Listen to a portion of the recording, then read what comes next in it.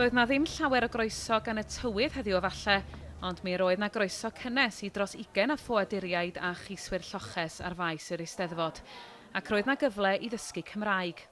3, 2, 1, dim. Mae gan bob teulu I stori. Roedd gŵr Mei wedi dod o Homs yn Syria I Gymru flwyddyn yn ôl. Fe ddaeth hi a'i 2 blentyn bach I Gaerdydd ato fo 4 mis yn ôl. بصراحة الحياة في سوريا صعبة شوي، هلا صارت أصعب لأنه أنا بحس أهم يعني أصعب نقطة هي الكهرباء، لحد الآن منقطع الكهرباء وفي دينجر لسه يعني في لسه خطر ما في أمان 100%، فالأهالي بضلوا خايفين على أولادهم ما بيقدروا يبعتوهم على المدرسة. كثير انبسطوا وكثير عملنا تواصل مع الناس والناس هون كثير رحبوا فينا وكل واحد بوقفني بقول لي ويلكم هير واهلا وسهلا فيكي وكثير الناس حبابين وطيبين وبيتعاملوا مع اللي جاي لعندهم بكثير حب يعني.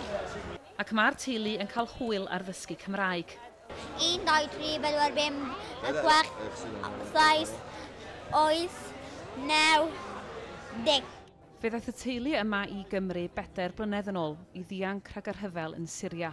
نضال أدوي روشن أدوي سولا فدوي ويلز بور خوش بي أنا وقتي أم سلا فوتنا أم فرد درسين أم بر تعبان بالنفسيا بس باشين كمساكر ويلزي وكي عفرينين مثلا كيف خوش بدلك خوش ما استقبال كرن.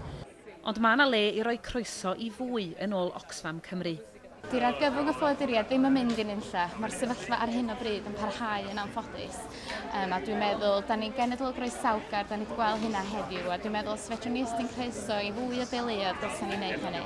Mae'n bleser mawr I fi gael groesawu grŵp o ffoaduriaid I Gymru heddi ac I galon diwylliant Cymreig a Chymraeg wrth gwrs, sef yr Eisteddfod Genedlaethol.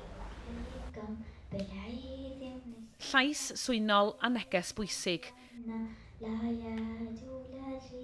A geiriau can rachan yn ymbil ar ei blant gael eu plentyndod yn ôl a chael byw mewn heddwch. Yr Eisteddfod felly yn rhoi llais I un sydd wedi dod mor bell.